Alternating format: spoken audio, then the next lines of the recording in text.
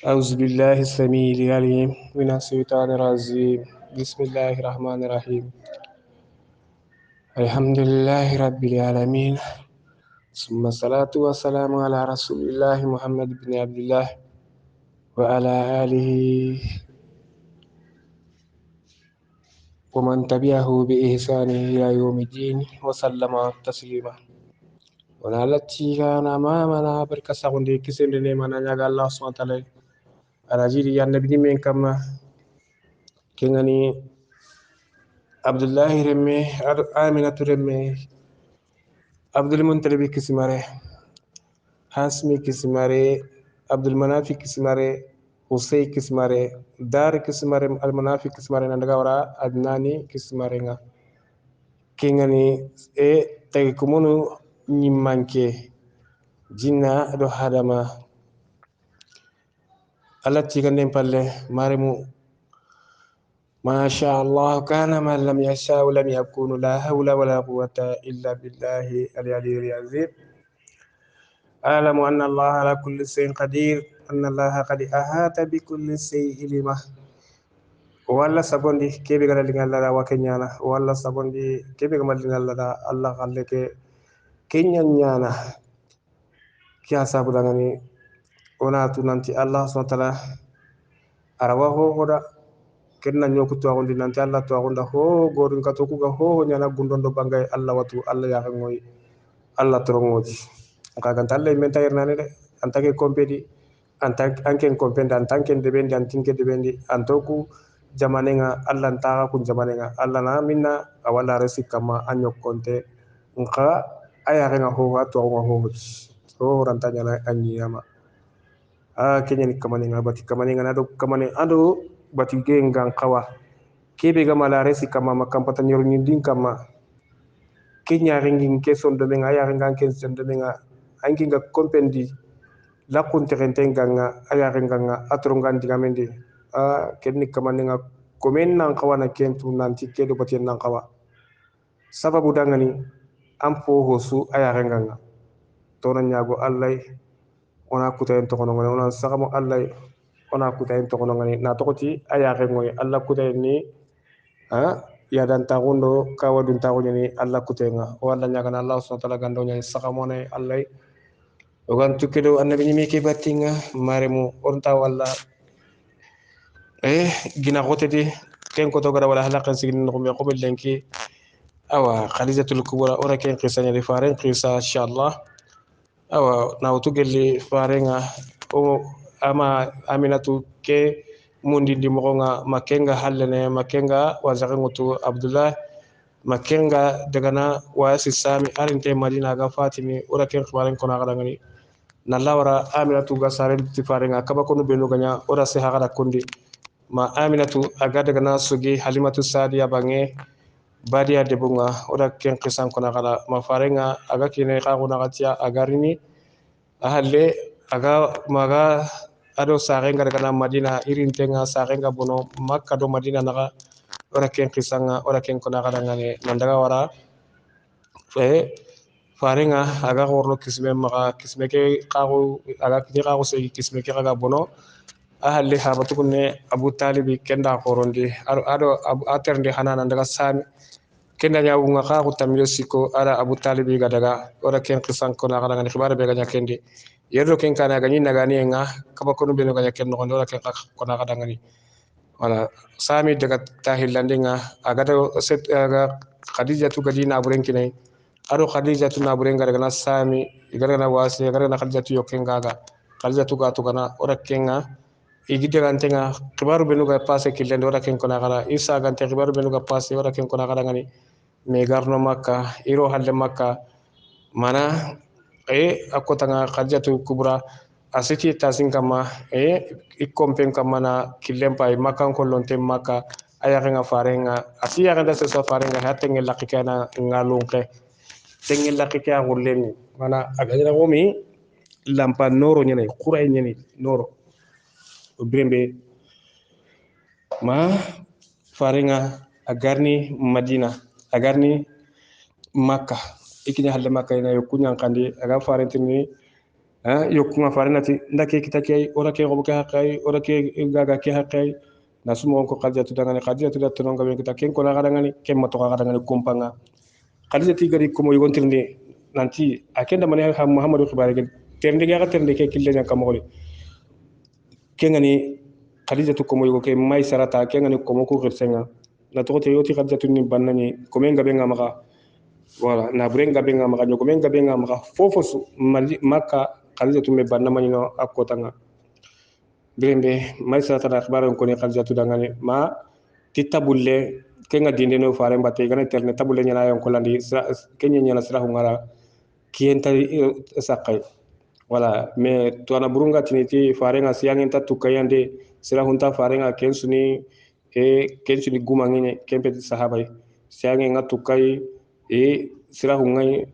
fare nga alati fare ni o me hataganki ay o me nyeni fare ngare o me nyeni awa mungunu ko ga mungunu mo gombe wala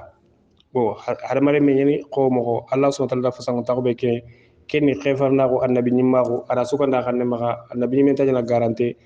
wala mu'mini men tajana garantie wala bon khadija tu kabako kenga do may salat gati ikenta mulla ike ya kana mbugu fare nga lololo angana khadija tu ke ganta kam maka kuma nga nke wad ngumu manyana muhammad maka kuma nga ke diga me anda khadija tu kabako khadija tu tagu na mira ga ke kono aga ke kono nan saga nan kono saga daga mirni sasa ike yonkinga isondo men jongi muhammadu ya nga foy kera nyaki muhammadu mikina kono muhammadu kamo wala alani fare nga khadija tu da ko muhammadu sasa daga ndan kadun kon na menga ngana tuma anari dan tukadun mbatenga birembe muhammadu awara kilendi adaga birembe khalijatu agari men janya garen kay may sarata ken kan daga fare ngan daga wore ko mi ma adu ni ke yagni ke ba ike ke namula dan nyaga ma me lebunu hilli wike ike de mu yagni go hilli so na qaso bo yi qasa muhammadu khay mo siri kulle bunu hilli ma adu ni yaman to bo nafisati sigi inda ga saka wuren kundunga igana daga wara wura gana kebe ko gella ga dugene manta dugene wala nafisa keng daga faren koni kibar binu ga pase ken nono da ken ko na garanga ne man nafisa ga lena sagene kata kan jetwa nanti ike maganta balla wala iga wara wura makati ko anke ngara leburu be ko maken ko atanke me banna anke me dakka bana nyagare anke me ikena sera ido kebe ga xamé kelo khalzatu ike do khalzatu ta gemme me parce que akenni banna nya wala na ko rike dangan kata da ko akon wala ba brembe farini me garne khalzatu aga duwa da farenda nanti alla ganda ne alle lennema wala brembe khibare be ga passe kende khalzatu aga ti mahmoud an nyagare to kin kelangan maka na yagare mundanda farenga ti da to maka ke ngana yagare be kinya idunga ti kenga khalzatu gada nda yagare kitanda ngani yagare kebe ahingandre soro maka ahingandra ka kunyi me khablan nda yagare kitanda ngani tunga nyugo ngan kono ti yagare kebe yagenga mana ora ken khibara sukona kada ngani na qaso inshallah ma faren ngati sasa yagare ko ngani khadijatu ti yagare ke to nyani khadijatu bintu khuwailid khadija bintu khuwailid sono kon ci heti khadija khadija khadijatu kenyani wala khadija arabi qanen di ken ho barakateni khadija wala ba bimbe khadijatul kubra bimbe farenga adion ko lanjimi farendi yon ko langini atiai khadijatu kebe matikenga ikena do kebe na burunga ke kitani miatu na bure suntinge maganke ni mega kebe kinin ke intu gadenga gahe ngol le muso ke ange nga kebe kinin ke tu gadenga kemba na ninge maga ngena do anna yagara kinga kunga yagara be kitana manke ni banani kontu gadun tangen kitana wala khadijatu ti muhammadu mana ntindu kinanga nga bartini andi na bure naga na bure so anki tumpillu do menaga wala magin son de me ntunandi maga nyaga la kungar nyangondi maga nyaga la kungar nyangondi keni mana har mare men ga butu dra nyaga la kungar ngar nyangondi sere suka so ni wakatu sanya ga la kunga haram paro nyan jidi nan ton anya ga la kunga mais sere bakatu su do manya gay aka man nyaga la kungar ngar nyangono aka man ga sono haneka wala parce que la watu ngana ya la kungar na simana kame siner me yana ni temple siner le me mais sere su wakatu su nyaga le nyaga anya ga la kunga mana anya ga la kunga noro ngiya wala noro ngai inshallah khadijatu khadijatu ka kure birembe farenga kure khadijatu ti muhammadu daga ka tanchoronga ti limundi wala indagi mundi pabono wala nga yaxinanga awani mi asikitina bure ni mi daga ko an tawanda bilembo oti fare ngiri ken ko ay awre kilendi kati i hawono ken kota oda digamenga oda sigindi yere walla ñagana allah subhanahu wa ta'ala agando ogamude sahabay inshallah o wadduwanna tenen danginte ke kubenu gara tenka sasa iga hadare nogondi wadduwanna allah subhanahu wa ta'ala ganda ogilendo yonke sa antagolu suka humantenda kubenu gara tenka tenen danginte ke yalla gami warjaga nyal lenki tenen tenka ndenga walla subhanahu wa ta'ala ñagana allah ga nyampo odi sumaga hibe ga tere killedi allah ganda terende ke lingoy kani ona dua okuy mere ñagarenga kengani manda kanni honte nambugu soroma kuri awa kendi mekita uri jidi uri ada hunu kurigu hilli sara inshallah tenendangi tege ay mera ke wojo terenga alhamdulillah o wa misi mana gadi lenge ka lege awa terenga na lenge kotanga awa sarete hunu kurunga kiani sere sere angana ke wojo terenga anna wa do murna suka amante angana do odan kere nyagarida kengani kanni honti higatini manda kanni asa ayar tenga soroma kuri mahamadou koytay igatini kanjama makkoyta soroma kuri wona do bebe kurbanonga niri ganne limo ni nyahoro maremi ni nyahorana tangandanay na nyadina ni nyadina ndi mandanay arni me gabe bogoda gunnenga farel lungu ni kiyay faren to nyari onan gabo farel lungu ni kiyay alhamdulillah wadwa na bebe no dangani ya rabbi allah arni nya harle may gana harle ma arna kharamo wa tago oli suko monte dangani nya almamino kene nyagale xibaare ñeni kene seway ñe kene ya o sukambonga sellangati ke xibaare wona doa bebe kurma mamanu dangani ma surmal lumbama aramata baraji nandaga wara manda dabo awa o wadwa na suko monte da nandi nyame sa o wadwa na su dangani ti bebe kurma lenga kiani wona doa mamanu nda surma kuri kanja honte wadwa nandangani kengani kanni kanja wona doa bebe ndane bebe num birande nan doa ayse kanne ayse khonte dangane sorma kuri blakunda nanti na bebe num birande ni rekane limo mata khonte wado na ko mante dangani awa kujeri khonte wado na ko dangani sorma kuri no ndi bebe num ngani birande ni rekane limo ni nyahoro mare me yello gane ikati ikhone dangani kiyani islamiyya tambe nyugo manda harma oti farenga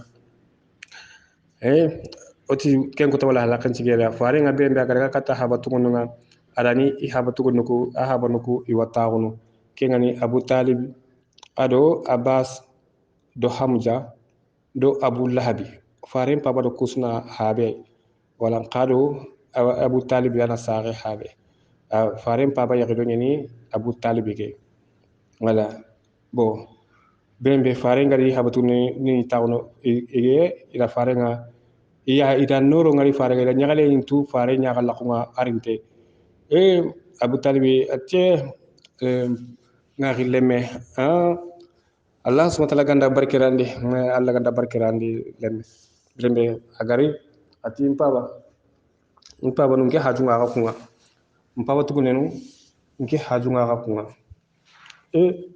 iti mahamadu ampa jungoyi ati abo ati mpazunga agai awa iti kenki ntajala paswa iti bismillah ati sasa ngel kata ya gaya akan daga khadija tu mundi ndangani yakunga yakke ngamula na khadija tu yaki ngamula kan daga khadija tu mundi habura ngamula na khadija tu yaki vraiment nanda gullanya hitta hantamu magajin ikuru ka tuntunda sukure tellement ke diga meke humi hakrenda kwa a humi kire ndangani khadija tu mem danke ban khadija tu mem banna tunka nyugunda hibe munda ma dunya makka marano mana makka de bugumu kunda munda ma dunya taifa tunka nyugunda munda ma dunya yamani tunka nyugunda munda ma dunya ho khanta okuma abu ahale igadala kurnu ahale abu talibiti mahamadu na khadija tu munda ngenda yakunga mahamadu anta tu kudo khadija heti seran qadda bani khadija tu ni banani honto kuma ke diga me kuru ke de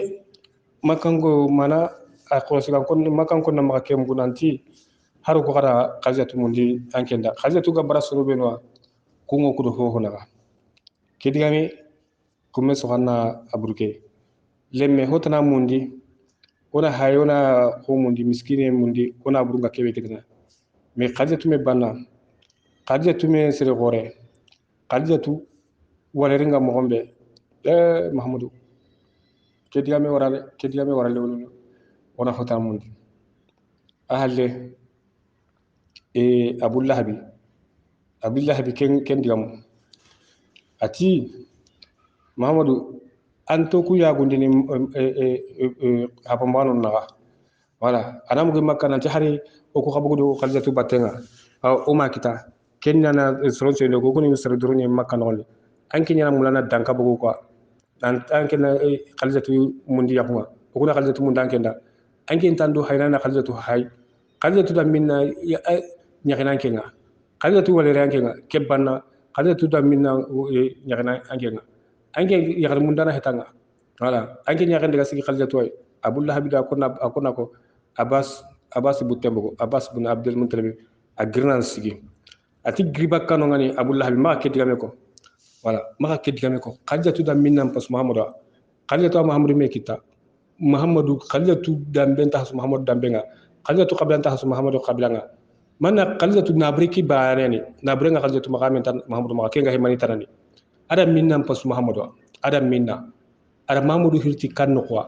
ange ga ke kono bembe abbas ga manka ahale abbas ti ike wa kunana ti allay mamadou anga khadijatu mulla ike wa seti sinkama iwa tunkanyo nga iwi terna iwa bananu nga iwi terna ayarinta honga gabo ike wa sete isinkama na yarinta homundi na le yarinta hoke migara khadijatu yarinta homundi anga tasirno khadijatu yarin palle mi ke gara na breke mundi na ayakanda ngani ike wa kenya ahale abbas ga kuru farani letni atimpa banu atakara digamentara la tondi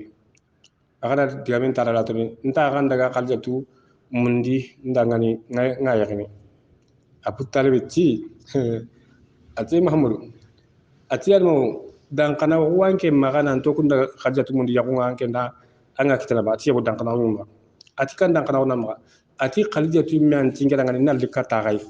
agande gi mundi habai iwa yakninga khadijatu andi man ti iwa yakninge ngelde hare ko nakada ngana aganda me ga ngene digamentara la tondi digamentara la to hidikere khadijatu man dako abu talib ti ati lemme khadijatu ni sirebe yene bana anya galintenga parce angare ga yokuko gobo angare ga sami manando to ke be garanga na buri ke be gabin kitale kenya nda nya galindi anya galinte ke aga ke digame ko nanda sangan sanganga nan tike wa yakana khadijatu da ke ko sangene ke khadijatu ta digina ke gade ada ko sangene lemme wona kumme so wona buge ati ay baba sange here wala nkiana tu aka kontatu wala kebe gin kedo khadijatu no ko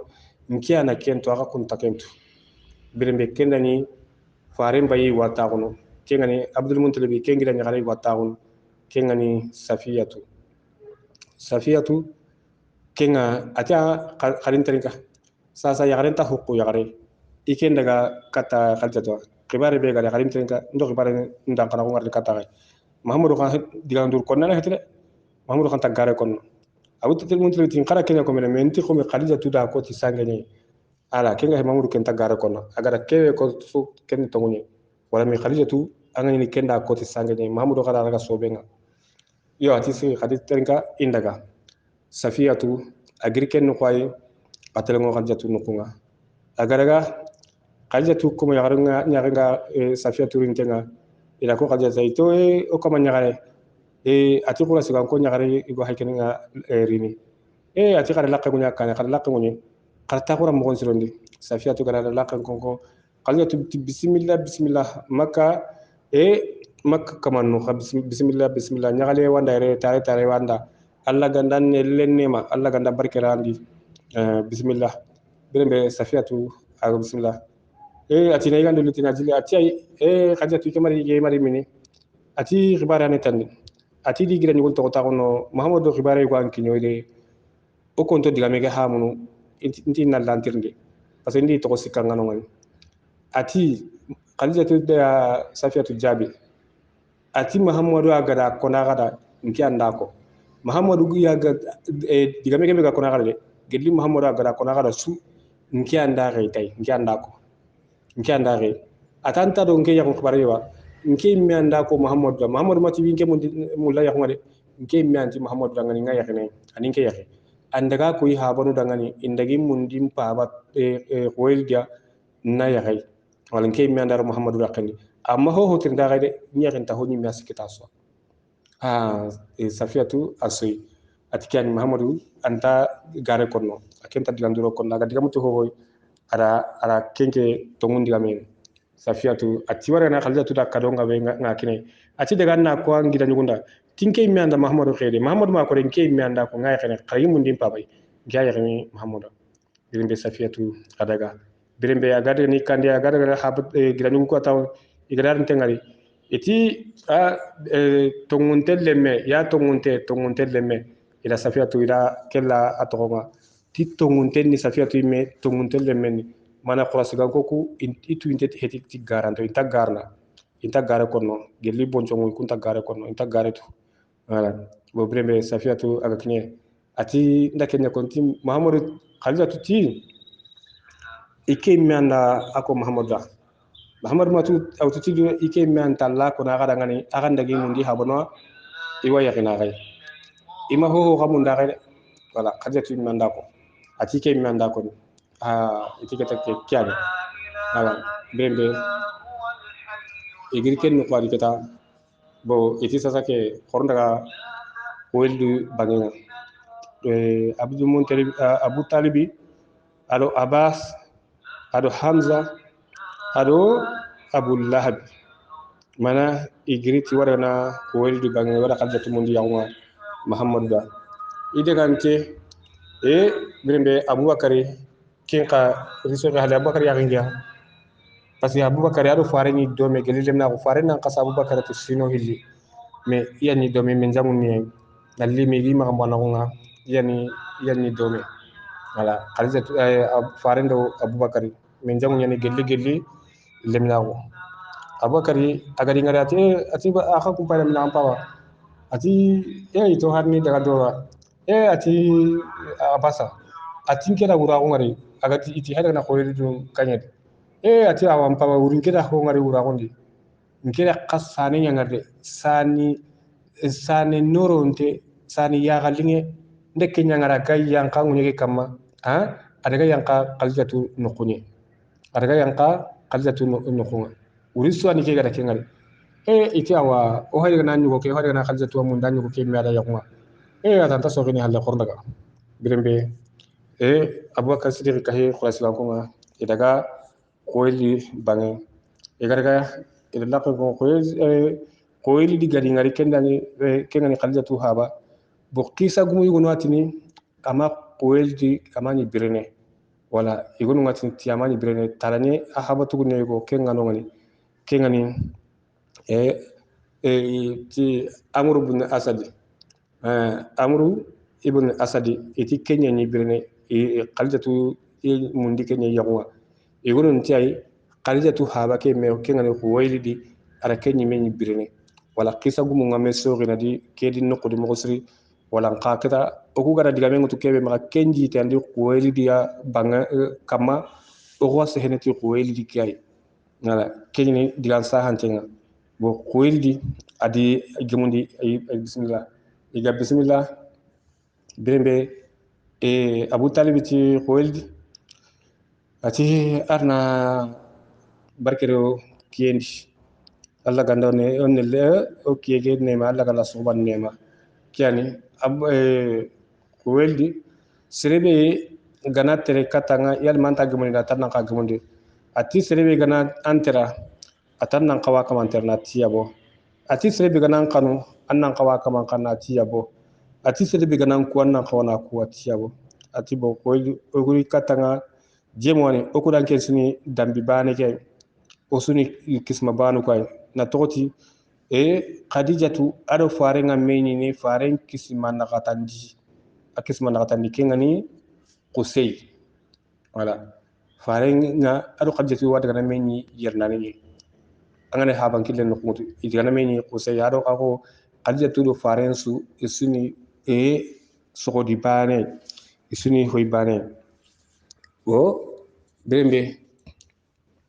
eti bembe ke okuri manani ke orida mbata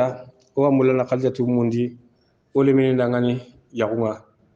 wala parce que ke ori manani kenye alle nyare o yakan bugudu kenye o amundi ni ore nyugo dangani wala alle nyare be to ngani khadijatu kubra ori kenya mundi bembe kurasigan kon dante kan palle ko weldi adi tirndi ata kana mundi na kada lemne ba ne da ito na mundi ni muhammad adangani kengani abdullahi renyo ke muhammad ko weldi ati ni na kalja tumundi muhammad da ati muhammadu manna muhammadu maga tampinte miskine ho on tahibe maga aliyetima anta kita khagi mendi anta kita na anti kere men kita muhammadu ti kere men kita manna maga bananu bagu kere di kere men kuma kita tungkanyu ko bugu dabatu kuma kita ti muhammad kabugi nukunga bembe igri kurasi kan ko nga igri idega hamuja butu hamuja da digan kamburen jabay ko dia anu kunga kotanga parce que hamza akenga faren pasana gelli ganni gelama tubi gelli lemna hamza angana tanga honya farenga hamza awa abi yonkin kinanga gelli lemna awa hasan ne faren dangani bembe hamza ibutun tenga kurasi kan ko nga ibutun tenga isage iga sage ilagi kandi ken nogondi khadijatu akomo yagare go anani atiken dangani tiken daga hike yakamundi ma kurasi kan kondi habaga mi magum kenga daga kenda adan karamu nanti habendi khata nanti ta khadijatu kita agar ken ko khadijatu yakanjin dunguji khadijatu komo yagare kala daga waraka khirsasa warakatu bun nawfal wala pasanga ngala segawati ne khadijatu nanta habatu nani warakatu bun nawfal manna ni khadijatu ahabatu ne heti waraka de agidani waraka nkaganta komi kuwelidi gida agida remeni waraka mananati waraka do warakatu bun nawfal ado kuwelidu anati ko melle monini nkaganta kuwelidu are menyani warakatu bun nawfal ya warakatu bun nawfal mana kenga segabe watini khadijatu nanta habatu nani waraka manani ko weldi ay metini waraka dangani yaagenya wala bo ma khadijatu watini me kita ya buni ammi wala yam pabaremme bo kayni khadijatu ko mo yagarenga daga waraka kale ti khadijatu tanal li sa birembe agara kenkota ko mo yagarenga halle ko ni kendali warakatu wada batenga yorme ko mo yagarenga no khadijatu nukunga agati da gari warakatu bunnaw falega arisigi agar sigi me kunyi den dange halle ay waraka antaw waraka taqem palle khadijatu warakati khadijatu maninya khadijatu yaganji nguji khadijatu yani yagarenga la sama ingana nyai la sama ingana kita randa tinta yaganji polan chamine wala yagarenga ay yaganji polani a harenga anna dankana gunanti la sama yigo ma khote yigo wa kama yani khadijatu yaganjinga khadijatu gaw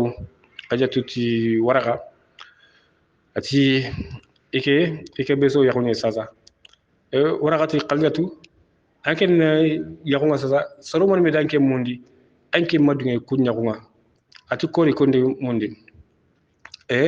ati makka sel goro ndam mundi makka sel goro kunda mundi taifa sel goro ndam mundi yamani kunsu tunkanyukunga ila mundi anke ni mi amadunge yakunga ati ke gabara ikenta mulanna nyaki debe makka gahe ikenta mulanna mbogu makka nanti nan daga yaki nugutana ati makkan ko nyimendo amundio ati kubero gadi kemundi competition na mati ati koro ko ninga mundi makka ati saybat ibn rabia kenda mundi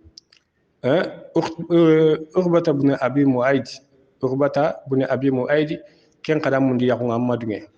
ala saybat ibn rabia dam mundi yakunga amadunge Uqbata ibn Abi Rabia kenda mun damma dunge mana Amir ibn Husam kengani Abu Jahli mana kenda nya to mo Abu Jahli hoto Amr ibn Husam kenda mun di yakunga amma dunge mana Asad ibn Nabuhan ken kada mun di yakunga ambara ha mana Abu Sufyan ibn Harb ken kada mun di yakunga amma dunge kusuni makka tun kanyugne wala makka gajange ni me xisa ko Abu Sufyan kama wala ati igema dunge ko ati jukku gora kusa kuna yare ndambenya la osono wala birembe soroku nagati karagi ada hoho jukun ko bo parce que warakatu bunna falti aga bariyati jukku ko be ani jukun ko jukku be giya ada hoho jukun ko koni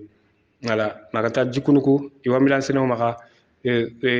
quoi ona daga ho jukku le hotala jukku bo c'est plapel amma jare kenga ona ko dradi jukun ko aga jukun bon ko niya bo jukun ko koni ina ngarnya wala bo me jeni heti de wala jeni honi heti wala bo ati kenyen sigima dunya bo ati yamani kala ati kan tara yamani wala ikati na yagni makka ikenta baka makka inta yagni taifa ikenta yagni yamani ikayagni makka yarnania bo warakatu bunna fali bo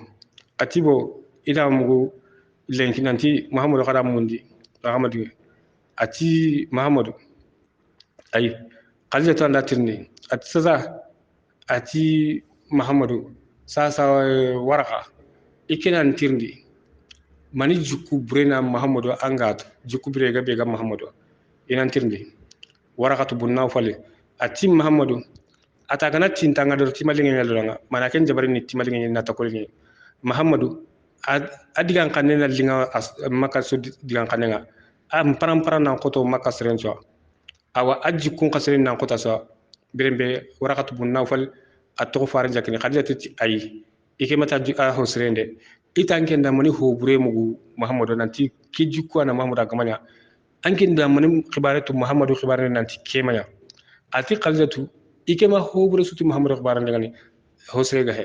wala muhammadu awasre dorno muhammadu ahati dundere sere khore hati har le mine ngana muhammadu kay awadu ngene wala muhammadu anta garetu tongunte nyini wala bo doron takunga muhammadu kamma muhammadu sere sunta kampato ko wure ha anga boske muhammadu sere sunta terne ke munye kamma hibe kampaso muhammadu atin aken atibo waraka atibo nketi nyakne kenye mpa ba hada qurasi kan kon chagandi abaringa yakne nkira gama yakni muhammadu nganta ka yakne yogotane sasa nanke ngalanna mbisi mpa bay anna hera kutu nyaku ke gala dabarni mogombe nyaku nga dabarni mogombe wala kiani hasasa ken kibara no ma yaku gabe wa dabarni iwatini kati anda sababu aga yaki kati amenga ini ken kati hoanda hoana wure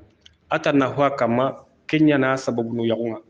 wala yaku yugo silondenga anga ini yaku yugo mi haya gurtene me yagare ni mera warno yugo di sasa ngen na hera kutu kati anna nene mina sa katin kompenga ilati kati andar ni kompendi menga ni yakenga uredunga makine ni me ana yagare yugo wara ana ile serenya wallahi ngana antiken kama dogoto allani insrondi ana hondi ananya komi ikiya gada mun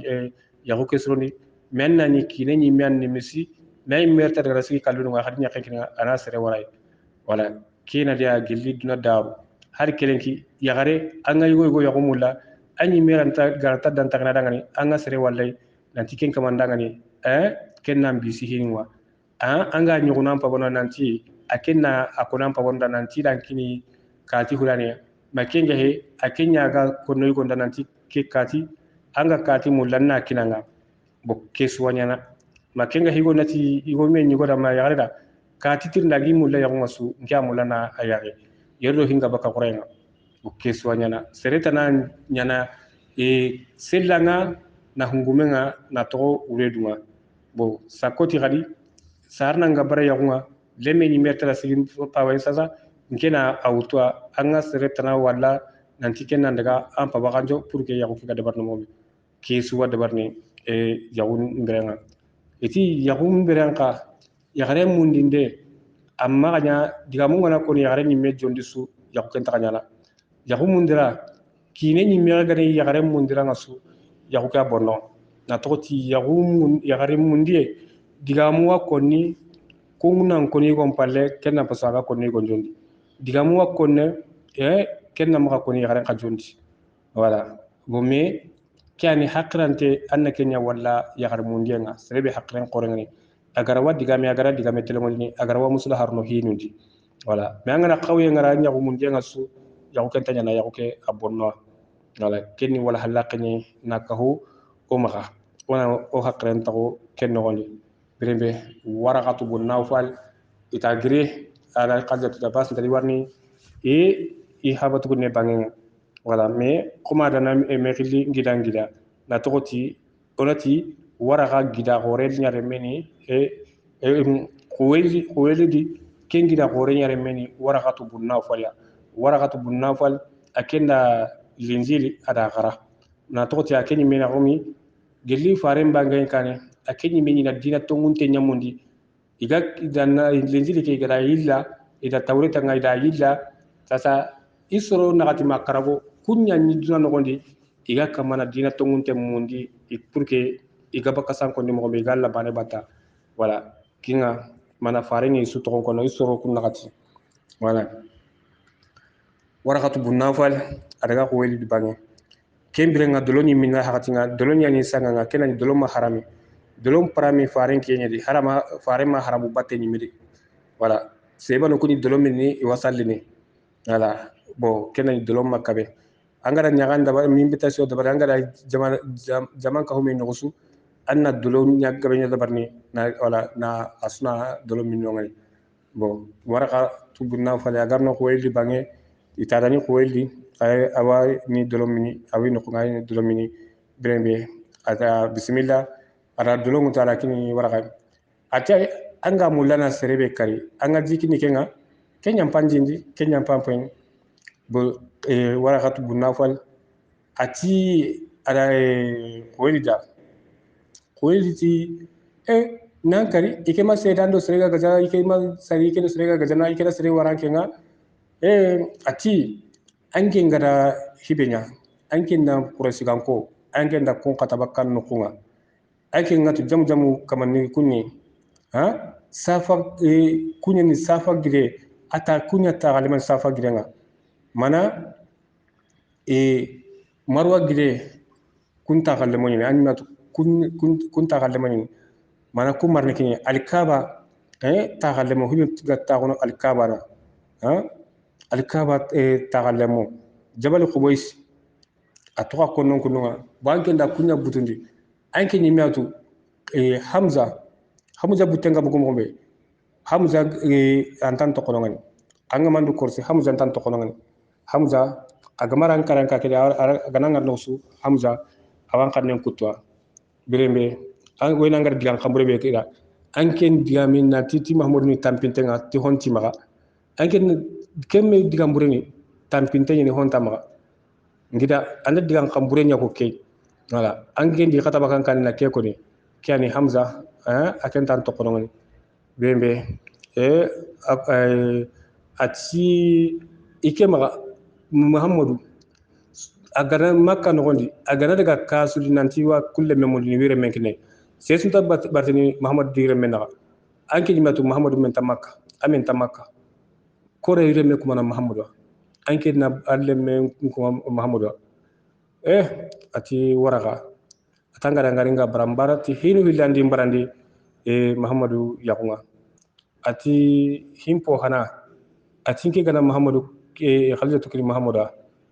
makan ko ngi la ko sono wi kana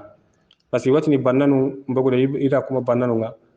tunkanyu ko mbogo ida kuma kunga ima kino hohoy ma muhammadu tampin tamma ikedi re mengi kenyi boti maka wi kana wuro wi kana kiye kenu khwandi kanundi go igala ikuma bo ahillandi ni kanga iki genati dunga sasa ani iga watu khalija tadungene muhammadu yakuma woni honta muhammadu ma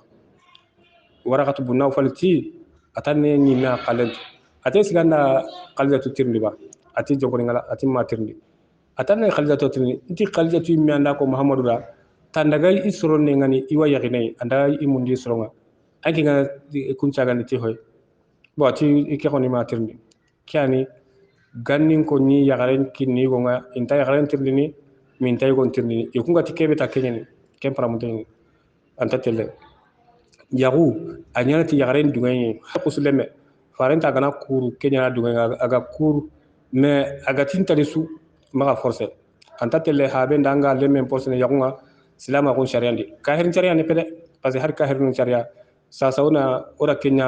i bagandi qura ngananti awa haranti allah talle men yakhidi no aga madunge alle ni golan tayarna aga madunge folle nyaarni men dunge mais silama gon sama kenga silama gon me sharia ni kenye wala me ganin dictateur kharambala ko ke kiye marandi hankambi nege kunya ni lemme posne naro yagunga harag alugo galti wala mais silama gon dakke khataba kanu ngani silama gon madunge tinga lem nyagare adunga ni akuru ni me aga kura ga ile har sere gene nan tintadi antadi kama aradi de wala kama aradi wala ya garan koren ke na kentin na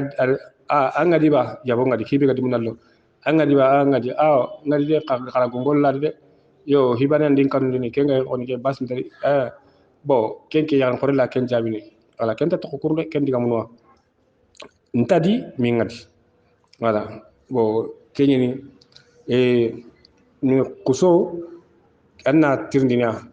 me kunta le metirni o kunta saga tirni o tale metirni subhanallah kenni kafira goni kenni dictateur goni kenni yadan ta goni kenni kawadun ta goni wala kenta tele islam ko sarandi anga barake sasa ke anda manna am dam mana to ma kenga hamma yakuna budawat la kempe ti farenti senegal kata gai ajiku ada islam ko ngada kasaga so ya ndai mais ha kele kembere ke banna wanata ha ama ngari har ganni nga kuma garade me ganni nga debunda nga ni allam ko ngadi ala allam ko me sasa allam ko nga kina nga so kat nga ma etage nga ma allam ko ala mais sinon ganni modnu nga so miskine me kunya yagare de nyagare be gam parampara kalde nyagare so de ina kenya kinne ala tira kinne allam ko i men sigta heren so afres wala me woti huttagale igo nyanka ngana har ya garan kini serenga hutte logenda ko aga bonsu ya kini ni me ko nyanka kana kentuka hutte logenda aga bonsu wala hutte kempantay aga boyma kempantay lo ko yankay wala me rembini ndoro mal la wanyana huttenga me rembini ndoro mal de kella wanyana ya garan puttenga sura qur'ana tange sura hari sura no hilli masura bane kella nyana ya garan puttenga na serande mais oku banna mundinya kebe garway na ali morno ko yaranda kebe gar ya ga arno tazi noni kebe ga adi ngani haranci aga adi ngani amerika kianita bo allah subhanahu wa ta'ala ni banna banna kunni yakumi segenye an segenye ke akutinya banna kunna ko sirahunya sukuba nga sirahu ngada doro lenga ran kundu na burena kundu ni serego wadi angana kurmu ana tere wadi agana tere na ile kurmu nala dunana kunni ne lende sukuba nyangi wala ho haba ma ho mara me kelle menga ho marna wala bo ho haba da ho mara me kelle menta ho marna dunana misale nan kunni wala me islami ken sugandi farenti ogone yakhini asrenga yakhini ti hinu nakati me anga mumini yakhare anga ke ngoto kenya pasa so anga yakhini banna kunga anga yakhini dambe akunga kuni marano ni anga yakhini haram parenga anga yakhini dina nga me ti dina gume kenya pasa so dina gume am pasa so na bureke wanyamene haram pare ke ka kenga bakasrenga kenga khasono mana dambe ke ka ken qawala ko sene wala me dina kenya me hiti wala dina me hiti alle nyaare kam ma yakhini dina tanga kade tibanani hilla kapana ma alle nyaare ndere agana alle nyaare mundi annan mbara haraga nani am pa watu ne remenya haraga nani an ngare menya anta tel islam ndangani anga yakhini alle me yakhini kafirina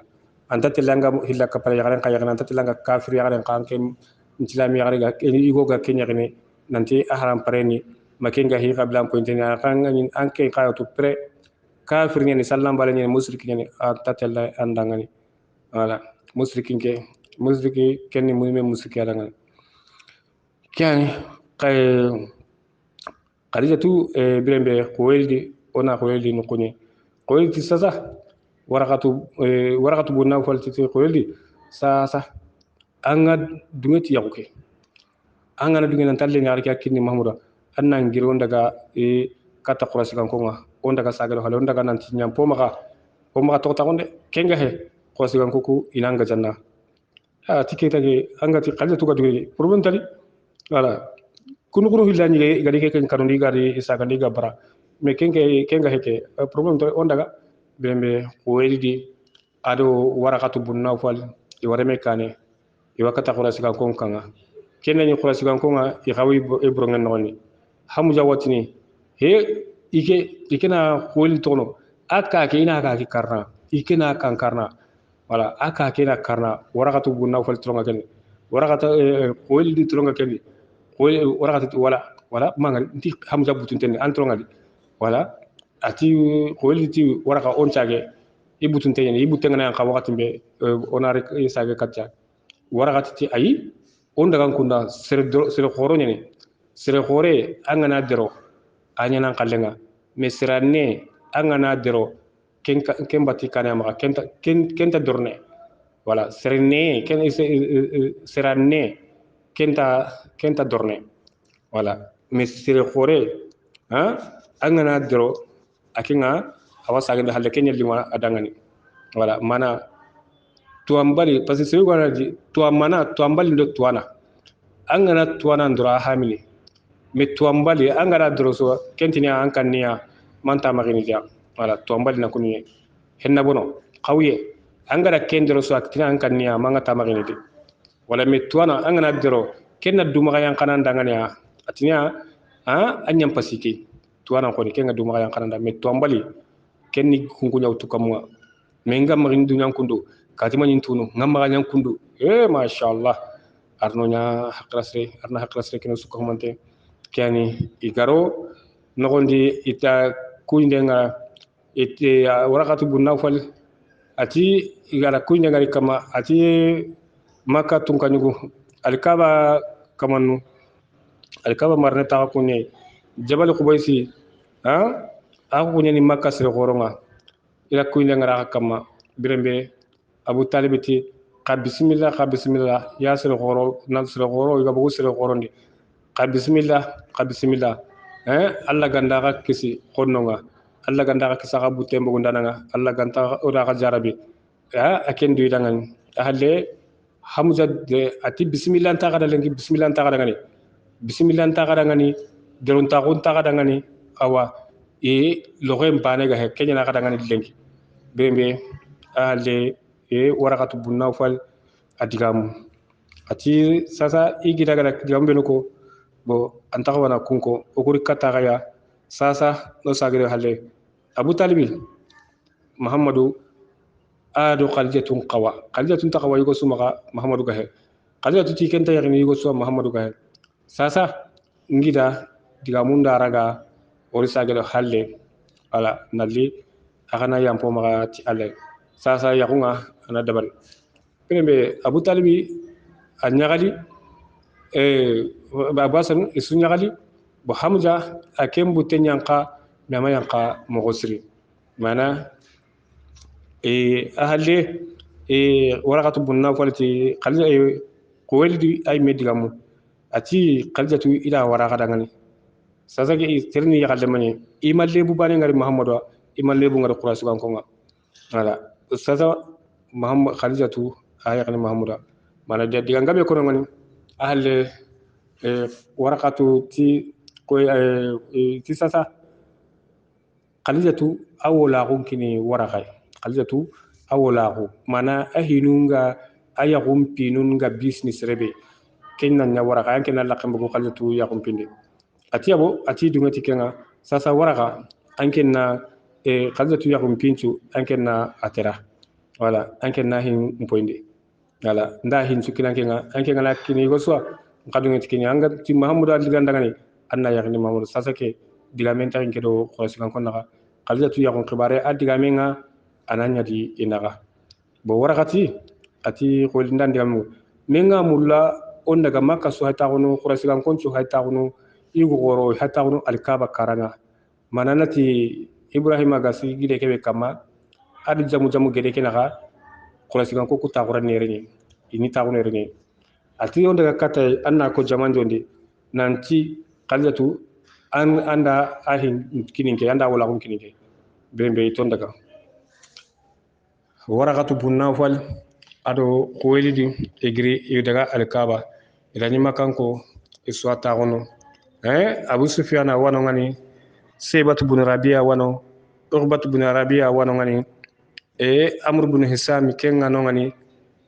abu sufyan bun abu sufyan kenga no ngani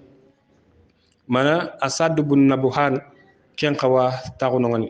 wala abu sufyan bun harabi kenga no asad bun nabuhan kusro be no gani kada khalijatu mundina qaso kuntu kahini jamake makka yugo qora kele hado ko yugo qora kesu wala iso tagono ngani birembe ga kino ida kunde ngari kama ahalle makka ko weldi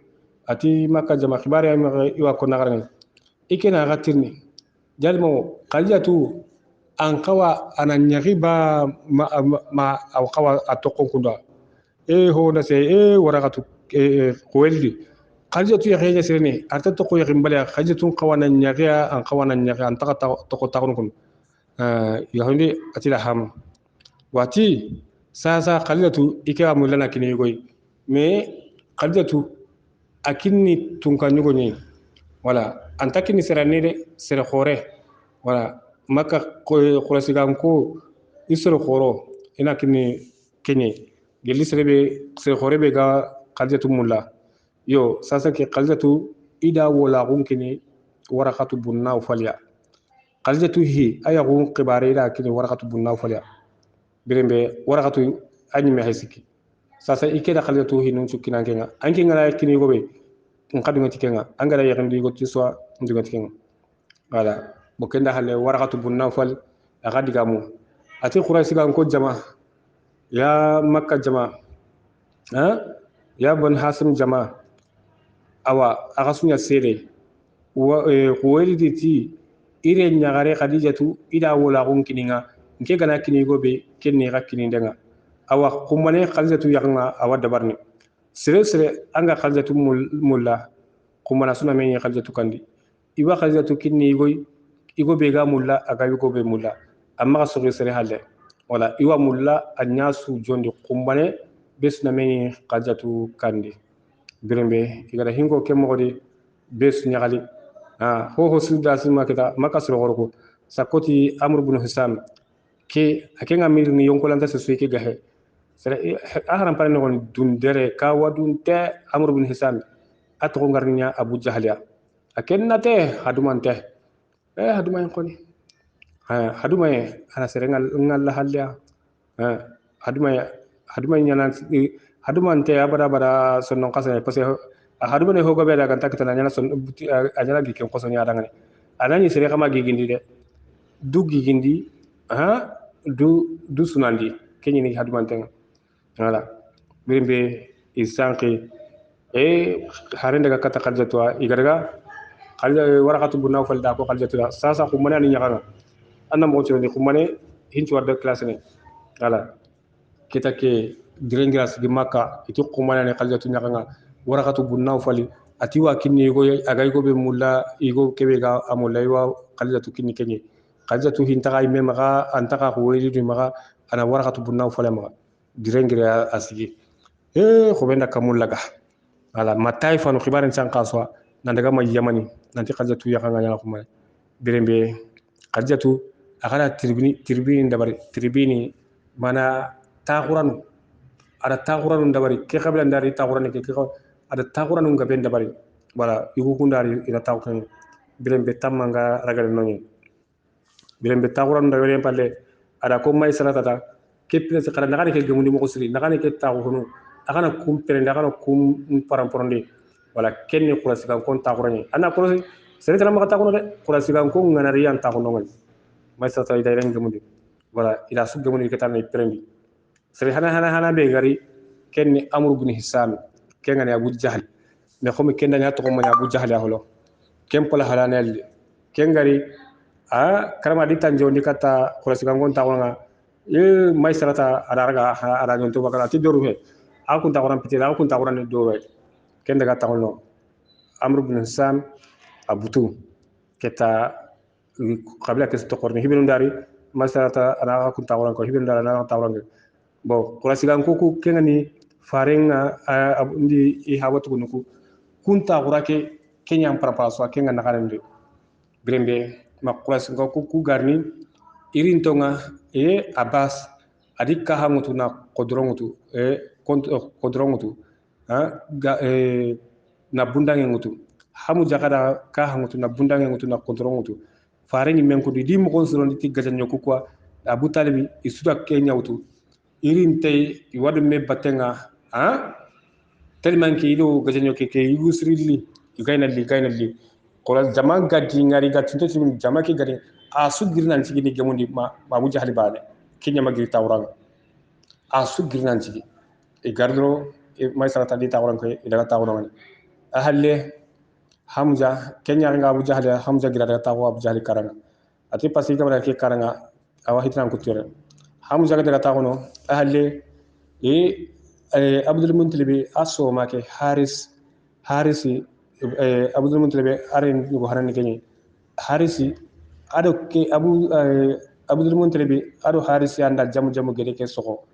wala ado kenga jamu gede ke soko abane kenga nya bana re mena maga agara tekkenya nanti alla gani ke warja galle nyugo tamiasu me gara bane khurusi alla la me kenga ni harisi ke bana nya maga birimbe harisi kenga daga tawo abu jahali akaranga pepe watu zaman nyira su gadi awa man kan nya nongoni sai su gadi zaman gajange ana magaraga ya garondi wala ya anta ya go sakamonte aka man ni siran nenni sira gore hedi siran nenni nukusu zaman nukusu aga balawnya kutu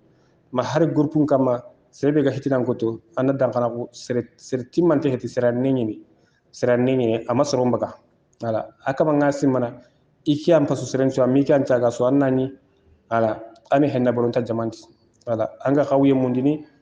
sebe ga gajalna jamanti anga khawye mundini sebe ga gajalna ha gajayin kutu groupe nun kama kenya tokoni mana khawye a tokoni to ambala tokoni fenna bono wala ku daga tinte kenya na tokoti abu zahali amma ngari ado idegante sami gadi ara kenya kutu gale koni gani igati fare nanya khirsenga ati kenta nyani ke khise ho heti ma yagare nchuruga yagare ngol sagana kelem na musine ho heti al yatime miskine tampinte hamu jagari ka hamutu anta maka kendi gameko bo fare ngati sehedo hamza nanti kamako killenga kamaka a togendo magati gajanga kamaka gajang killenga gajangi wala kana khasabare kama gajangi kutu killegedi wondaga setidi olli setidi na toti amr ibn hisam kengani abu jahla anta fare mulla gillemla anta fare mulla lenki hihe anta fare mulla ala anta fare mulla me brende kunga taga karanga kenno gondi iga besu dan kana ko nanti khalija to akinni muhammad sallallahu alaihi wasallam kennani farenga amanya fare holo kuma ngara ngaro go nanti muhammad kennani amake holo kennani awuna tampile do xaw karagay agam magati wala igon magati anna ngara hayna fare kiri to nga awananti muhammad harantati sallallahu alaihi wasallam onati kennani amanya fare wala kixisaga aga kuga de barno wakati be kennani awuna tampile ado xaw karagi wala bo alle to gasabi hodaga kata hoyga to hoyli anke nalle menki ni muhammad hon tahibe maga miskini anda ndulla ko so banna no mbogo dama kil le mengu ko nganda kini mahmoud ma du ngena kini mahmoud wala ilegan setan parce que iblisa akenga awarno ke xibar de annabi ni ko su yakon xibare setan wi takallona an goni ogana miri hasimi ya ini tamalla ko ta hasimi kengani abdul muntalibi haba hasimi kendo salama itam maragayen ko tanga kali iblis ada dunya hada mara menyen daga ka hu tamara kanunga jama na dunya khirse na impoindi no ngani na ntokorno salama habari kingani salama haba aga to koyna trompananti ko singo aga nan na burin pakke be ko alati kenal lo ana hokka hokkenga bo birim be akota nga hitina gore kutuno ngani mega yahudiya no yigonu karni hasimi atam margayem kotanga wala aga ni salama tamalla gane madina wala akota nga iblisa ni no ngani ada dunya sereni nan ka hutam maraga no akota nga bala gore kuti bokketa ken senta mbane kenya hagarro hoyli wala hoyli ni gatida yi mem pinchukini warakatu bunna falya mais setane radi akenga mula hitina nangira ganta mula hike dabari erga warakatu bunna fal nan daga trompa tamma dunge agire men kidni mahmuda ho honta mahmudu ma qadatu me bannama kenga lerna qura mahmudu miskine ho heti al yatima brimbe na a trompa onati qadatu aya ruke hin konne iga girsami yaruke nan koni na la wara qadatu roenga qasu hidli wala yagunga bo yagunga retare kenta ko ni nanti yagunga abono yagun joye ken kanta ko ni nanti ken yago ani khairi yagunga wala mi yagu sugadi bo ma seya garadi angani ni haba tugunne gona bara masare gonati ikenta yagu kena dalati di tolo no mogosri halle yagu ke ana dabari wala awa dabarni an khairi gadi anga Allah nyaga khairi nga serna du Allah nyaga khairi ni anga hoy go khanna an khairin kati anga hoy go ko nanga ina khair na kiri me khairi ado khairin tanasuna ko maka Allah ti higa naranga anna maka karabena lalle anna iki Allah nyaga anna istikhara nya nara kanu hilli salli na Allah nyaga ke ho hulane nke wa mulana nyari kati hulane ti winke yagne Allah khairi gadi higa na dabarin khairi kantari Allah na kanu imbagun chondo nga higa ga bakka mo sala na bagi kunwa ma Allah nke amulana kati yari gelin khairi gadi Allah na kanu li chondo nga anna yaguke anna nondi dangani nakata na yaki ngeri gantari ga alanna hike kanu bugun chondo nga pew yaguke me anna ma yaguke dabal wala kani istikhara ga mpa junga ke de beter nga mulana daga terranga allan ngeri ga anna terki lege nondi dangani anna nyon kilo kilege kam nan daga ngeri gantari ga alanna nkonto ndi hari pasinga manna hinu lintandi nga kontono daga na terra ke mo gombe wala kani fare ngi istikhara nga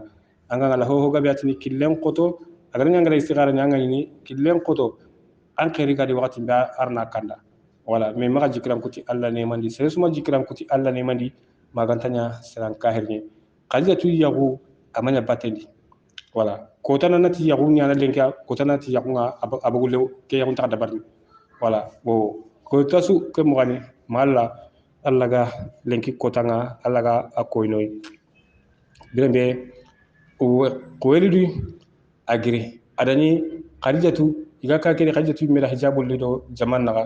ay mewa hijabum palle e kurandu nogondi jamanga iga tawono ko weldi agiri ada zaman bo gorni ati arisigi ati ko wel quresiganko aga kilenga kewede aga kun kileni kere men nyawnyali ikere men nakini tampintenga ikere men takini tampinte qarijatu takinna gai muhammadu ta kitana lenki anta kitana lenki awaga ga sankne ka sank bakari qadja ta yagni mahmuda ke bananu mu bugudi kere me kama kini kunga ha tunkani gum buguda ba tingi kama kini kunga maka marano bugudi kumi kere me kita kunya ken kitala ina kinni kunya dinan ta kunga awaga ta kitala akin kendi digamen suko zaman su to kurno ka kusi grembe abu jali kenno munye ngami kempa kerenga di mahmudu kallenga ba peut-être na kinni gay zaman sukuru ken no gonde qalijatu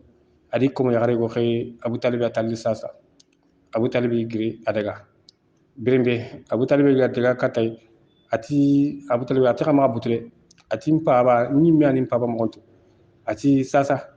soronya hagara trompa soronya nda trompa na ke diga mera xamni ken ga mpa ba dugote me soronya hagara awre ila trompa wala ike mi akun sorotu ka ke ama bono sasa hangu ujune men kalle ujune men kalle ara ken kontena kini abu talibia tando ken daga anna akini pabay anati muhammad tampang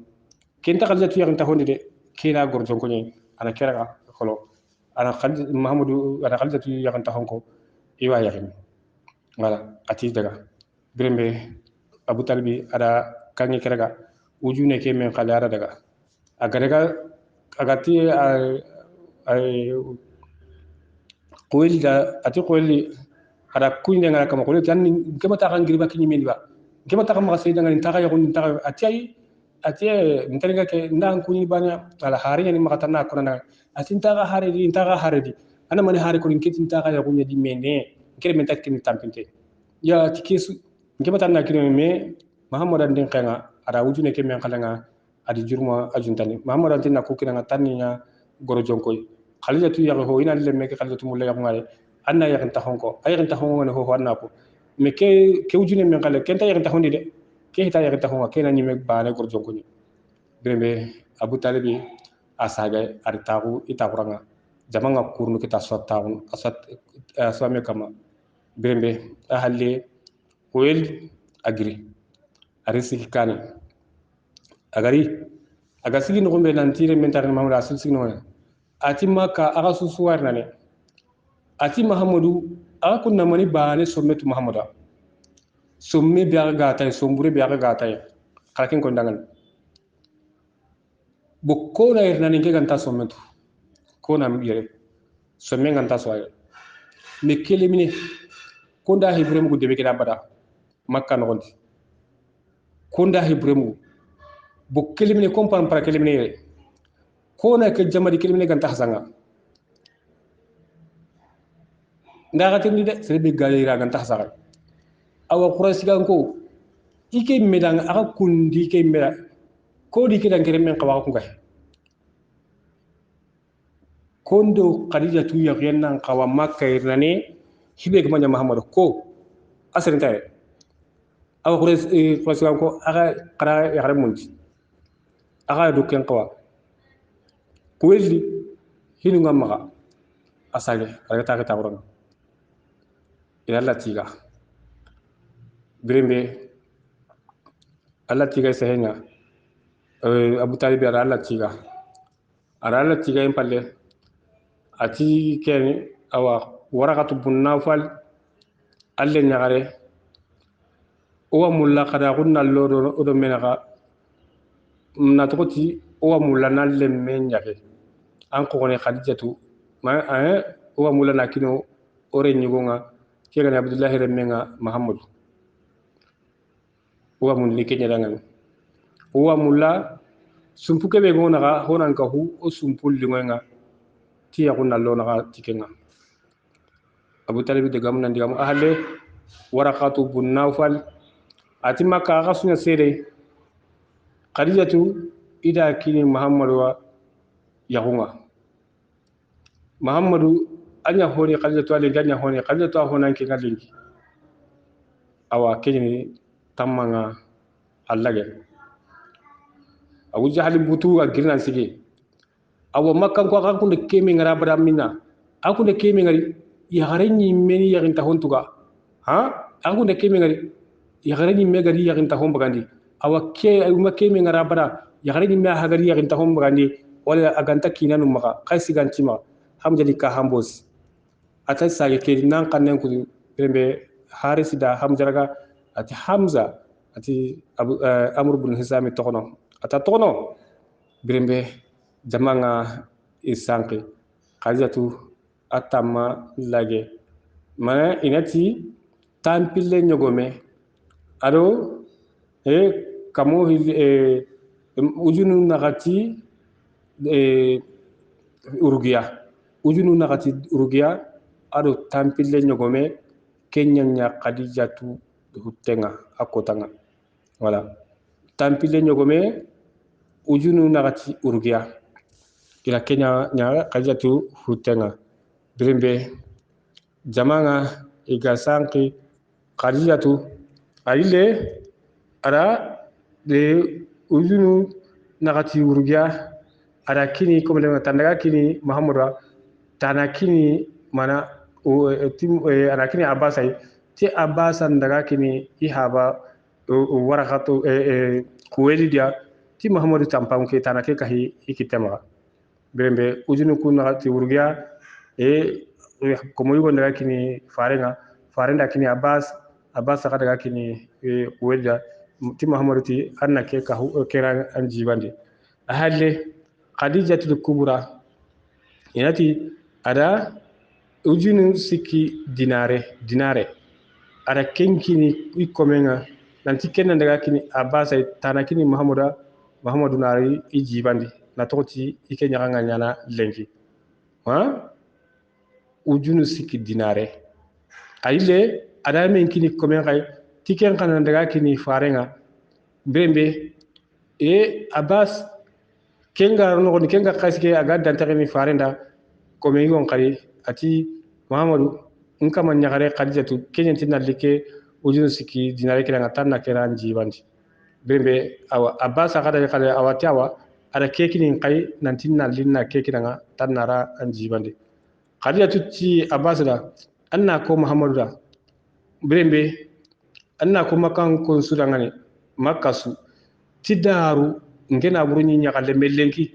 ngena buru nko mondi ho suka nyinge marande lenki ho ntar nge marande nda sukini muhammadu ho ntar nge marande lenki asuni muhammadu galle nyogo mondi bitigi ndu ko mo asuni muhammadu galle har banin tingam galenki ngala nke meni muhammadu galle ni minna buru kudo ko ndi sukini muhammadu aw hon tingam galle ikama petinke lenki ho tingale kumbane birembe khadijatu adanya kotanga ada fare mat baynuku adi igiri nanti likandi khadijatu akotanga adani ada wolima nsoro aleganda nsoro ada nyogomon kari nanti ko makan kon suka menino birembe ada safiyatun ada fare baynuku nanti lino ngani kulli sorondi na igane soro na kini birembe mukunu nga makan ko kubenu gari nongani wala ita igande ke soro na kinia ahalle makka ya garunga kunna ila meni khadijatu banga nyaganyani birembe ida dimmen katu obati dimme kan dimme jembe jeni ba dundumba jeni ba dondonga jeni ba ana dikempit ya surako ku kalle dimme ke me kenyani aga tagunte aga taguna ga ime ya garuga kat atimi onati santinan kuru hunya na kendi ba santinan golo batinga kelle gendi ba ikulle gene ba ikunna sipa legene ba ina zairi wanya legene ba bela legene kendi muaba abela bo am legene kendi muaba nati kesu legene ikunta legene islami ta legene islami yaran ta legene elma suguna ay itagunte kyani sulu tagunu nyoriya ken ndundumba ma tagunu ime yagaru wayna timi islama ko ndakenya degandi akhay me yagaru bane aha warnanti ma xawa kur nogondi axawa dimmeke axa wayna atimi yaxan bane wayna atimi wala hate tagarne solle hetina seguna arayde ay onati xomi ganninga ka yaxarunga ni jidon dimu kubenu timmi onati kenni me duani do suraku xalen nan xawa honne suraku xalen ni hate ina hatenya dabarni kollenga imenuga atimi tikitenga ahetina ntaga nenga urugini ntaga nema ken ka bare dan tronga de mangane ma beran dan tronga de mi nanti wada di mukoti mi beran kempe de indi formu takendi de aya garwan taawno wala rati dim timme dimme duf arabu na kenya duf duf kenyan timmi wala mais balani tatimi kendi sabarni tatimi kendi kenga timi yago so kenya kunta tokay kenya garanta khair kita yagundi alla kutay nga nyala nyaga sudi kenya garanta khair kita kenya ko nogondi agana kos ma yago kenta tenenge do tartanya nyaga su gata lingwa keke na dani adan kan kenga ado kenyu gon kempelingo kenyu go gana waranta kayo kitana kada ado hibelinga galo ke ali mo kempen na kotanye wala sasa nyaga ngani katanga yugo na tambo ngutu igo ndo hammi hinga katinga tambo nga murune no gonunga atambo go serbe no kunga tambune sa renga nyaga ndenga partunga kati mun nimero mun da gara kinga de kara kati nimero kinga de na gari ada ke baganda gani komi fatima kisa kenyi laado no kenga honi fatima ta oni kenya ko mo ko na gada ngani fare ni mi mere nyagare fare nyagare pananya ya ko mo peke me fare le nyagare fatima to nyaganga talla yonko la sago bane yonko la sago bane ado sumalli bane ko ma gi tamarlo na ngondi awa kende aga hal telle kata ali gai be qaraga sollin qaraga kenya ni alimaga ida man sawni ken kama guja ha ida jaga guja nya sawni ken kama hatu mutan saw ken guja kama onati aganti aba aro adon kanu nyeba ayi ama ko ni do adon kanu le ama ganti de ha hoturo mbire nyantana am kota wala farenti iko mo yaganda kenda nan daga fatmata araga ada nari na laura ali kompegedi yerli ga gil sago honga farenga gil sago honga ni agada ali giri bona ordum kine bona ti madaga haraba mundi uku haraba ngakuna kwa maka kwa uku kwa no ku haraba nunga o kwa na ku haraba ngakunda barni sombe so sa ni kiyai ko konan to kan ni kiyai konne kesu kanda kesu me magaige asu me magaige asuni na mena burini ganani allungu he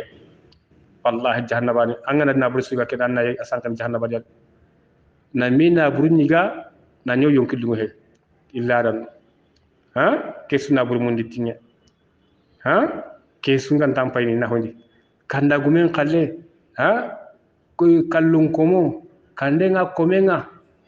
kallun komo gidani gumbasu kallumba gidani kallun komo mbasu kallun ko mon gumbo sumali tinge ko mon qeto kona kesu kanda kesu bidiana suru alla patien nondi ana ti islama ko nyande ke anda karo islama ko kan sariya islama ko sariya mari mu khadijatu akko tanga ile tamiso go kolo kolo ni denga kata ko so ngonanti i komen na lagi kini abu talibia ci inanya woli manga ikandine ikandi adanya ko tanga abu talibi i munda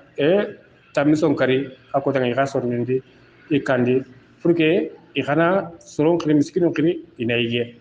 wala ina daga akini miskinu ma wala kenda ni salama ko nyimenta kunya na ni salama ko tadi me ko benunga misile ngabo me gati kala dimu ngara ya ila sallen kri salama wunma nya dikembiringa kundi menga anta kuna natini igon tano ngani igo kipasyon tano ngani ya handuru ako tanya khadijatu ba ya igo ku benu gada mondi kunya kunga jamageli ati yagaru ngaga tirni muhammadu akuna mani jukku burenga aga swad me kamere maka yagaru akuna kan jikutu muhammadu ito kunta jukku buresu muhammadu awatiya ikim muhammadu amin ta ngunyege kama haram pareya amin ta maka jikwa jikusrawa prembe akotanga ati jikku burente ba akotanga kubenu kina gada mundi prembe kunyime da tasinkiti sonde ngananti ikun kinanu inta muhammadu bakka fara khadijatu gabariya abariya li jikku burune mana khadijatu kibarenga owa mula owa siginere khadijatu anya galna ay farenga aralle mutu mi sara fare ndangani khadijatu yagare maka khadijatu fare maga khadijatu fati faren qi halle sina tamundi wala sina sikandi khadijatu da sauda arakenyari na aisha aishatu arakenyari mina madina aroti kenga mina madina onati sauda wime kenyi mero mina madina wala sauda kenni yaron kore kakanta alla gana dunga warni ti conquistano inshallah khadijatu akhbarenga anyami yernane kian islamia dambe yugumanda yagalma oda jondi yernane hasa khibaru ngabenga anogondi nandaga meganta oda hi khoro hi khoramanu kega diga misenga biga ngadi wala me omar ti kuncha kevi me nga ni har kisan kitabu yugonu kun kanta kega wala na bagani kunga konna dro fa khadijatu ya kesinata farila ti kesina onati tibabu nun sine jatenga khadijatu anyaga farenda khadijatu ya kenani farenga ka tampile ka kargi khadijatu atanna kate sine ana la 595 fare nyari asinya ada khadijatu ya kentini isa sare kamo kargi tankabe ado ka kargandi faren nyari kenyeri farenga ota ay me faren sare la 570 voilà bo onati Touré gajanye Touré dun konun sine voilà parce que sama iwa fare kem patinga iwa jatende ngutu Touré dun gajanye sine Touré dun konun sine arabu ni jaten ngutu kenga ma halani e Umar bin Khattab kenga da silaminun jatende nya nanti fare peregoye nangiri ma kananda Madina idaga Madina ida silaminun jaten ngutu kenga ugatini hijriya wujune do kamo nagati comme yirigi sasa o hay hijriya wujune do kamo nagati tan nagate do xaxu sikandi yirigi ni hoy kenya di sasa kundu hijriya wujune do kamo nagati tan nagate ado xaxu sikki o hay kenya di yirigi kundu wala bon kian khadijatu ayagenya nani hijriya kemanya imme holo ona tanya hijriya kaneti e tanya hijriya nkane mana faren mere qagu qadijatu yagonya faren kenani faren mere qagu tamido karako kane ahalle qagu tamido sikko faren nkeyen palle ana agaraga maka tamudo sikko angana ken kahu tamudo karagoy anya manime tampile do segu wala faren yagenya hijriyan kane ti tampile do qagu segi angana kahu tanagate do qagu sikia anya menime tanyere sine wala ko ujune fare nyake sasa ujune kamo nagati tanyere sine irigin kundo fare nyake sine ujune kamo nagati tanyere sine fare nyake do sanaga kenni wala nyagana Allah subhanahu wa ta'ala ganda magagemere pesa ke konne mana awwe heti fesan konne lunga gumange hetide mana tagas ndengini wala gelle tagas ndengini hada me anna miri anogondi inshallah anna wala halaqe kitadi gollu ku ganya mo gombe anni sera be kenani sankunta kenani fare ma xey imme kenani fare ni lemi me magati kenta yakni igoy nan qasay magati ngenta yakni kaygoy an qasinga mana kesuma koni kesra ma sayandi fare nga ay garim panani khadija me khadija tu ni ga yakita helosu wala nantin kenta yagaran kore ngani islaminga ayagi haranki ngan lemninga iwo be ga qasanga islaminya gani anki ngani har kusoni yagai aga yage honi me kane galle kenna allah maga awawu kitabanta wu kitakenna allah maga serenga kala lemna ko serenga me ga nga qasono mosri sore gono qasono angani sa hantene watentiya yogo non qadi banga lemna ko ndanga ni watiyenga bo serema yago hoyni tikenga yagunga anna sugandi ni islama ko ni serenta yago sugandi ti bannawa anta sugandi ti haram paraya ala jikku ala ado islama ko kemba yani ala kiani islama dambe ora hasuko nyora hasu khanta na gatti gana mama lenki war jagni ki inshallah walla nyagana allah subhanahu wa ta'ala ganda sonno kala sinte nyu suka humante ona saka gastron kama nanti qisan qali ona kulitu wano kada nanti ki kusani maka daga mundi hadisa bana nogondi oda ke wutu sidi turiya maka sidi turiya kada ke qisanu adi bagandi tannagate do kitabu karagadi tannagate do kitabu karagi qisanu ku wuti kenya nogoni ne kahume mana wala kenya ne angana daga jimi ayatu sahaban kama manke ngana daga tago muhammad rasulullah kama tanna qisanu ku munda nogondi anken takku ngalla nogondi wala an pa jugane qisanu ku ga kitabu wendi ona hera ku tona kitabu ku togon konanda angala kun kitabu nogon jagata anga fare qisa ke timante tunini kunya nogondi mana ora qisanu ku sagara kenya nogondi wala tannagatu kitabu karagi wala anke ngara kitabu tamya gara anke lantayna ke qisa ko nari ti mo nga manga kun tannagatu do kitabu ku karagi akhara wala tafsirin kitabu nga kendi kengani bunkasiru kenki nga qisa no gono wuti ken nogondi awuti kitabu tanan nogondi awuti muhammad rasulullah bo kisan kitaben gabe kala bo kisanu ku isagare baka kenya nogondi o kharamo sidi touré maga kenya ndi kahume o ko kada wutu kenya maga o ko sehne kenya kama angi ngana daga kitaben jaga ay o ko kitaben da tingunda kitaben ay an kitaben da tikenya an ken kala an kalle ke wakedi me kitabe tanawa kendi ken kitaben tanke maga walla nyaga na allah subhanahu wa ta'ala ganda o gamunda as-sahaba wana dan kana go nanti kisanyeni kenya silama go nkania wala kenya silama ko kane kenya faren qeye nkane ti qagu tamido karago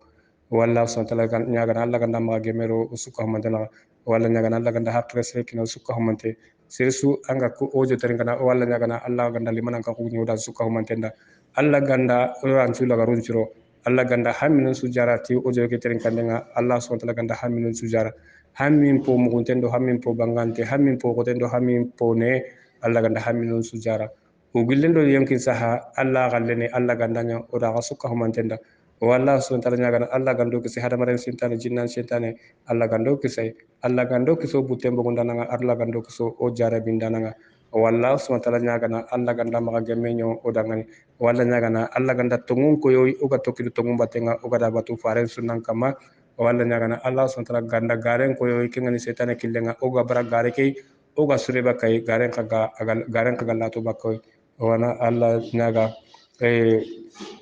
islamin de bin su Allah ganda hakrata kanya islamin de bin su dangani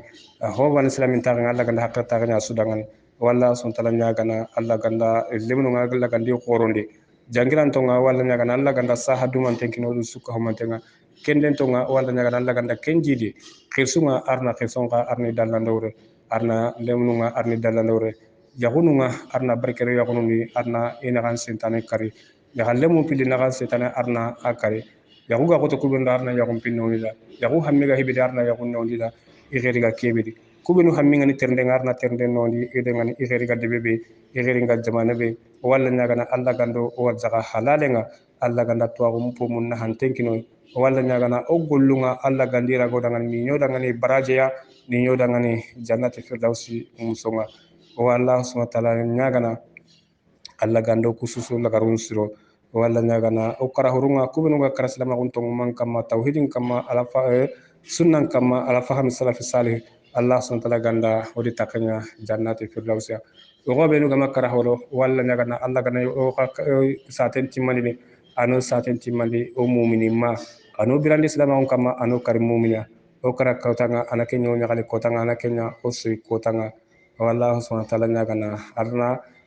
tuwagunga arna tuwagunun zidi Allah ganda Allah kanero tuwagunundi Allah ganda Allah kanne lo wajunundi Allah ganda Allah kanero su sondamenga tuwano ndo tuambal Allah ganda Allah kanne kino suka humante karanga ndo karambale Allah gando sune Allah kanane Allah gandonya Allah kanane Allah bace kamma ya rabbi Allah yello gana golli buren to kono Allah da ko gana golli sen dabari Allah subhanahu wa ta'ala bane jatinya dangane yello ganto gollunya sere dangane yello ganto gollunya dukko inta wa dangane wala o sefoncu ka humantenga walla subhanahu wa ta'ala nyagana Allah ganda ma gemme yo digamundo gollon sidi fare sunna kamma yani wana kuyne no kantande o akini kuru su ka humantenga na kini lumama sta kurun ko wa ga su kuyno na kanta kembelen ko na ga su kuyna na kanta tarantimu ko ndo kabidan ko wana ga su kuyna na kanta bendun ko ndo sibinin ko na ga su kuyna na kanta nandaga wara sanga he hatuma nani kemben ko ndo kurdum pin ko sumanteren ko onati mungu e manya suka homantenga oda ka sukuni oda ka kanta dualle nandaga wara bagaman ko ndo diabugun ko oda ka sukuni oda ka kanta nandaga wara jiligin qase jiligin girinta nandaga wara surma madina surma khanja oda ka sukuni oda ka kanta jago muma o mamungu ka suka homantenga gundo koita oda kuni oda kanta oda kuyne no kanta le wakinna ka suka homantenga kori basin ta ka suka homantenga alla kan tabasi lo suka homantenga gambin ko mungu ema ya kasuka mantenga kanyaga ona taka zuwa kanyaga sira koro ona kasukuni na kasukanta kanyaga gidila kena ka kuni kanyaga kersingani ona kasukuni nandaga wara kanyaga lagangemu ona kasukuni takanta kanyaga debunta milo tumu ona sukuni ona kanta nandaga wara surma jamane debunta milo segu na sukuni na kanta nandaga wara gidi me magana gidi me hanga gidi me mana debu man mesu nyanyela ora sukuni ora sukanta ma gidi meta ga no ndaga wara ma yilimane ora sukuni ndaga kanta or basun ta kay jombo ko ora ka kuni ndaga wara jahunu jongaga jahunu ko mo lu jahunu ko mo dinde jahunu tambakara jahunu zaman suka mantenga jongaga ko o mamunga kay ora ka sukuni yagine banda ora ka sukuni ndaga kanta or basu sun ta suka mantenga haqibi ga islamiyya dambe alu haqibi ga ta islamiyya dambe khirsingane mumba dogohiri muma kunde ndo kan tanden teknike na kira ka suka ma ka ta ko rakanga ora ka kuni de ma ka na ka kuni ma Senegal na ka kuni bakele na ka kuni ma numu yeli ndaga wara yeli ngara jawara ndaga wara muderi nandaga wara gande do gallade oda sukka hamanten kunya haqqe be ga salame da min haqqe be ga tande anga tren kana duna lolo na toti witti funyani salbe ga natele sa dranga kitana wakati ndambe su awa oda ga kos ni soni kara daman su oda ga sukuni gambi bajaga kunda gambi da salami gambi base banjulu nandaga wara sabi gase sabi kurumba gambi tare no gonde ko hokken tagay oda ga sukuni de oda ga sukanta oda ga kuni diabugu batapa diabugu silla kuinde no kan tanden peke na kina ga so ma gambi ta nga gambi jamane ora ga sukuni ora ga wado mede aga mare men nyaga neni umar gonte nambaga ga ngani sorma legi ko tanga ta kuranga bamako kuinde no kan tanden no tigande no mama nyahake ona kuinde no kan tande wa kunu groupe president president abdou karim gonte president boda sakante ora ga kuni ora ga mama aga kuinde nda ga kan tande nyahake nyame siga jara manyanyela ta ga no ni muhammad sidibi ora kuni ora kanta wala kuine no kantande wakini ha maren killen ko hamantenga na rasukuni tagati konte surma kembele kuine no kantande pekene kena kina rasukko hamantenga awa wada haqqebe to ko sasa o ma haqqebe to ko sasa ga kuni le ndaka kantenya de numéro ronda no ona kuni o saji kande baraje odan kuni ma paris france ta no wonde andan ko no dangira no sukko hamante oda ga sukuni oda ga kanta hada ma gonte makan kante odan kuni samba ko ma odan kuni odo mare nyaren kuni muallimatu khadija tu qoma lengi ko tanga ga bama ko re wala tan ngana muallimatu amma ko qorba sin tanga qoma kamangille odan kuni gelirma jala nema majala ko monte ma bama ko sebenin ko sibil bunga ona khadija tu qoma wa kuni ni oda subhanta silamiya dembe kuyinde no kantande no tigande no mamande lenki khalle no tempe kay wala nyagana allah subhanahu wa ta'ala ganda ko tarin ton ko yoy arno gamandi wakati tane ona ta ngani wassalamu alaikum wa rahmatullahi wa barakatuh